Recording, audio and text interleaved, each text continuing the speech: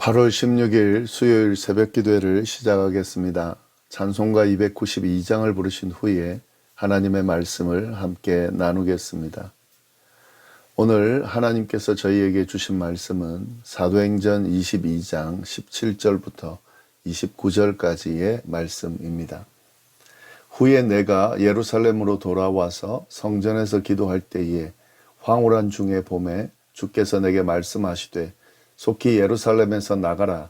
그들은 내가 내게 대하여 증언하는 말을 듣지 아니하리라 하시거늘 내가 말하기를 주님 내가 주를 믿는 사람들을 가두고 또 각 회당에서 때리고 또 주의 증인 스데반이 피를 흘릴 때에 내가 곁에 서서 찬성하고 그 죽이는 사람들의 옷을 지킨 줄 그들도 아나이다. 나더러 또 이르시되 떠나가라. 내가 너를 멀리 이방인에게로 보내리라 하셨느니라. 이 말 하는 것까지 그들이 듣다가 소리질러 이르되 이러한 자는 세상에서 없애버리자 살려둘 자가 아니라 하여 떠들며 옷을 벗어 던지고 티끌을 공중에 날리니 천부장이 바울을 영내로 데리고 가라 명하고 그들이 무슨 일로 그에 대하여 떠드는지 알고자 하여 채찍질하며 신문하라 한데 가죽줄로 바울을 매니 바울이 곁에 서 있는 백부장더러 이르되 너희가 로마 시민 된 자를 죄도 정하지 아니하고 채찍질할 수 있느냐 하니 백부장이 듣고 가서 천부장에게 전하여 이르되 어찌하려 하느냐 이는 로마 시민이라 하니 천부장이 와서 바울에게 말하되 내가 로마 시민이냐 내게 말하라. 이르되 그러하다. 천부장이 대답하되 나는 돈을 많이 들여 이 시민권을 얻었노라. 바울이 이르되 나는 나면서부터라 하니 신문하려던 사람들이 곧 그에게서 물러가고 천부장도 그가 로마 시민인 줄 알고 또 그 결박한 것 때문에 두려워하니라. 아멘. 3차 전도행을 마친 바울은 예루살렘으로 갔습니다. 거기서 유대인들을 향해서 자신의 회심 사건에 대한 연설을 하기 시작하는데요. 그 연설 내용을 우리가 어제부터 보고 있습니다. 오늘도 계속 이어서 보도록 하겠습니다. 앞에서 바울은 예루살렘에 있는 유대인들에게 자신의 출신과 경력이 어떠한지 그리고 유대인으로서 어떤 열심을 내었는지를 알려주면서 자신이 유대인 중에 유대인임을 강조했습니다. 그런데 그러한 그가 다메섹으로 가는 중에 예수님을 만나게 되고 그를 믿게 되었음을 설명하였습니다. 강력한 빛에 의해서 눈이 멀게 되고 들리는 소리를 통해 예수님을 만나게 된 사실을 알려주었습니다. 그 후에 눈이 먼 상태로 다메섹으로 가서 예수님께서 지시한 아나니아를 만나게 되고 그로 인해서 다시 눈이 보이게 되고 그를 통해서 바울이 보고 들은 바 증인이 되는 특히 즉 예수님의 증인이 되라는 그 지시를 받게 됐습니다. 그래서 자기가 지금 이런 증인으로서의 삶을 살게 된다라고 이야기를 하는 내용 여기까지가 이제 어제 내용입니다. 오늘은 그 다음 내용을 보도록 하겠습니다. 17절부터 21절까지 말씀 보시면은요. 이 구절은 회심한 바울이 다메섹에서 예루살렘으로 돌아와서 거기서 기도하는 중에 경험한 그 황홀경에 대한 이야기를 하고 있습니다. 지금 이 부분은 굉장히 독특한 다른 곳에서는 언급되지 않는 그런 기록인데요. 바울의 회심 과정이 기록되어 있는 사도행전 9장에도 나오지 않고 다른 바울 서신서에도 전혀 언급이 되지 않는 내용이 오늘 본문 이 17절부터 21절까지의 내용으로 언급이 되어 있습니다. 그 내용을 좀 더 자세히 보도록 하겠습니다. 17절 18절을 보시면 후에 내가 예루살렘으로 돌아와서 성전에서 기도할 때에 황홀한 중에 봄에 주께서 내게 말씀하시되 속히 예루살렘에서 나가라. 그들은 내가 내게 대하여 증언하는 말을 듣지 아니하리라 하시거늘 이렇게 돼 있는데 예수님께서 바울에게 속히 예루살렘에서 나가라라고 말씀하셨다는 거죠. 그러니까 다메섹에서 회심하고 예루살렘으로 돌아왔는데 거기서 열심을 내서 복음을 전하고 있는 상황인데요. 그 환상 가운데 예수님이 나타나셔서 속히 예루살렘을 나가라고 말씀하셨다는 겁니다. 그 이유는 바울이 예수님에 대해서 전하는 내용을 예루살렘에 있는 사람들이 듣지 않을 거다라는 이야기입니다. 예, 그래서 예루살렘에서 나가라라고 말씀하신 건데, 이 예수님의 말씀에 대해서 바울은 어떻게 반응하는가? 자기 나름의 반론을 제기합니다. 19절, 20절입니다. 내가 말하기를 주님, 내가 주를 믿는 사람들을 가두고 또 각 회당에서 때리고 또 주의 종인 스데반이 피를 흘릴 때에 내가 곁에 서서 찬송하고 그 죽이는 사람들의 옷을 지킨 줄 그들도 아나이다. 예, 바울은 자신이 예루살렘에서 유대인들에게 복음을 전하는 것이 효과적이라는 사실을 강조를 해서 이야기를 합니다.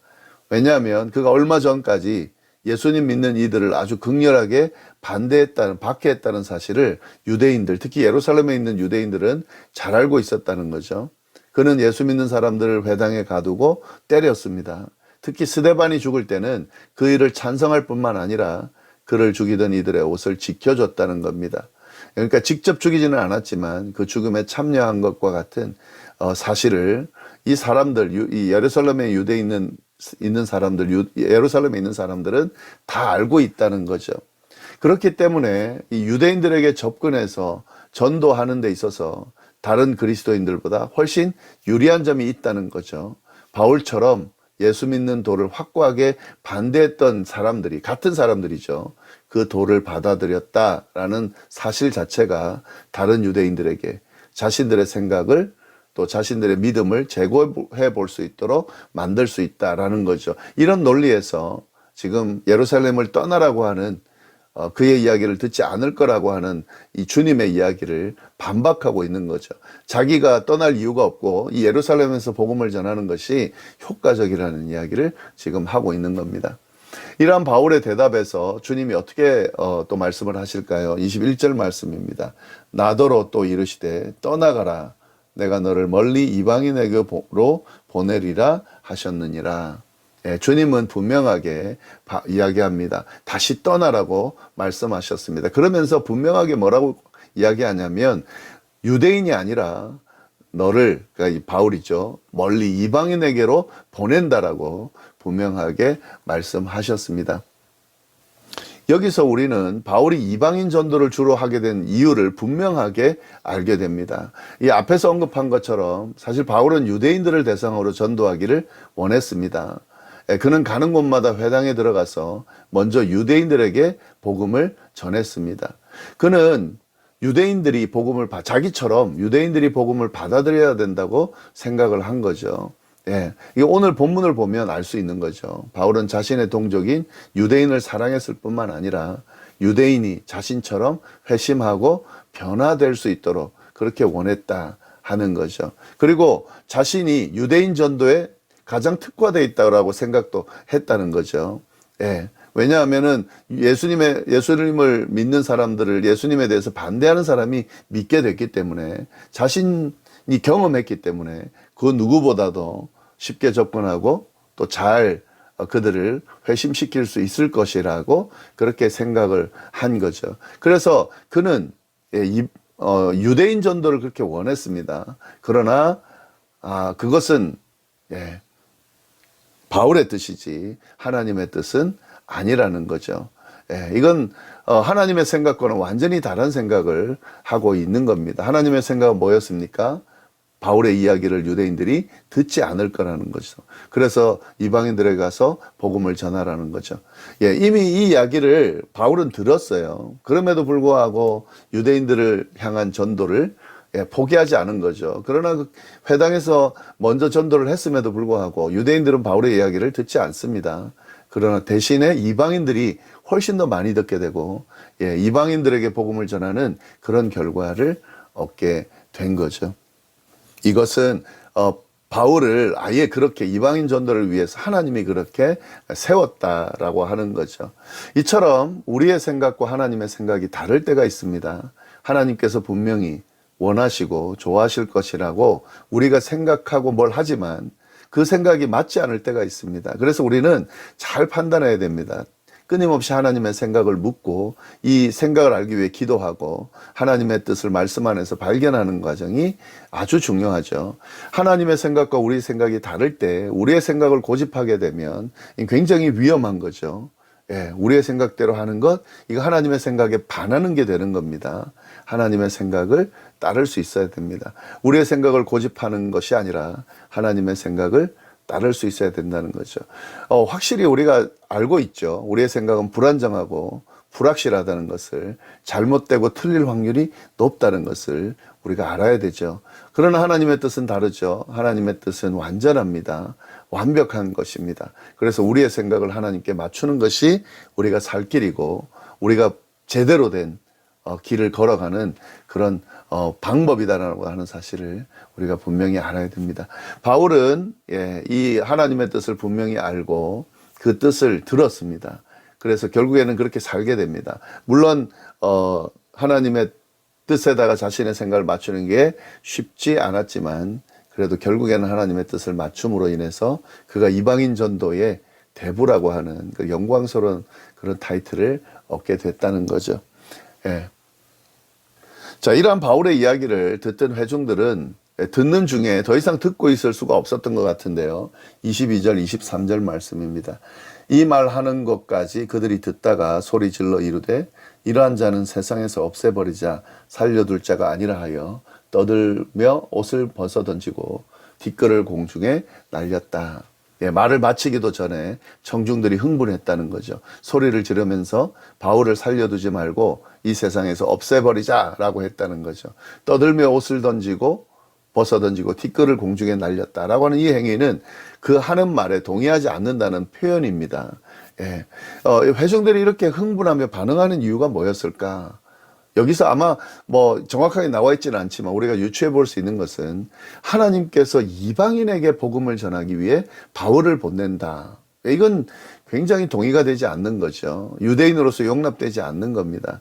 언약 백성인 이스라엘의 하나님께서 이방인을 구원한다는 말 자체가 이게 받아들이기가 힘든 거죠. 불경한 것이라고 아마 생각을 했을 겁니다. 그리고 이방인들이 혹시 만약에 구원될 경우 이스라엘의 그 독점적인 지위, 특권, 이것이 없어지는 걸 의미하는 것이기 때문에 받아들일 수 없는 거죠. 말도 안 되는 이야기를 지금 바울이 하고 있다라고 생각을 하기 때문에 회중들이 이렇게 들고 일어난 거죠. 그러면서 바울의 이야기를 들으려 하지 않을 뿐만 아니라 바울을 죽이려고 덤벼들게 되는 거죠.